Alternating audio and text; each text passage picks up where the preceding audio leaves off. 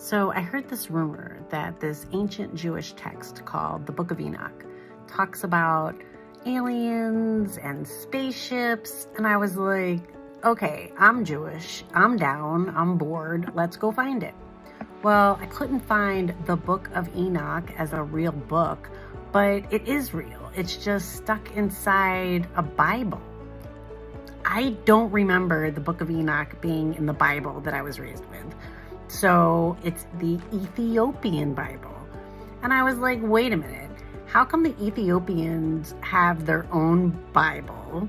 Why does it include all the books of the King James Version Bible, but it has way more books? It has 81 books altogether. And it wasn't written in Greek and Hebrew and Latin like the King James Version.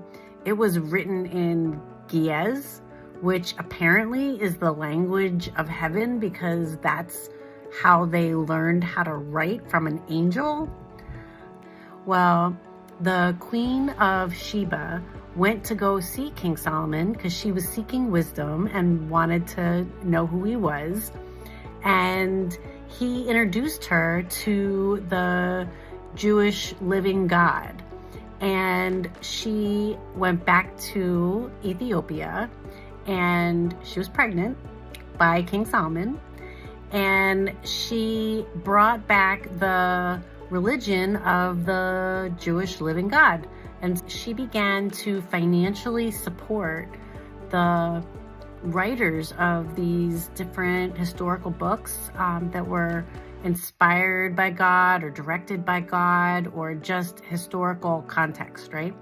So she funded all of those and the scribes all the way through the book of Acts in the New Testament. And when her son became of age, he went back to meet his father, and King Solomon recognized him. And when the son went back to Ethiopia, he took the Ark of the Covenant. Now, before, when Israel was in battle or something, and the Ark had been stolen by the other side, every single time they were killed, they had plagues on them, all kinds of things, and they begged Israel to take the Ark of the Covenant back.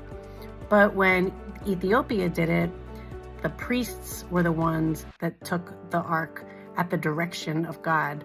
And since then, Ethiopia has been protecting the Ark of the Covenant. So what does that mean?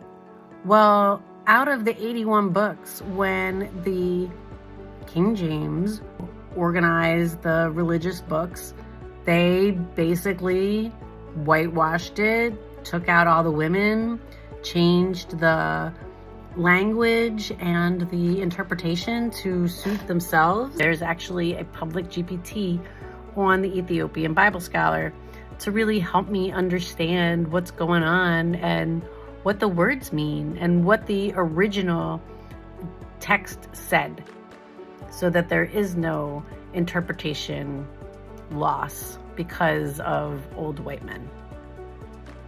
So I'm on my journey, and I want to know if anybody else is doing the same or similar journey. And if you want to hear more about the things that I am learning about me, about God, and about the Ethiopian Orthodox Church, I would love to hear your comments and questions. Talk to you soon.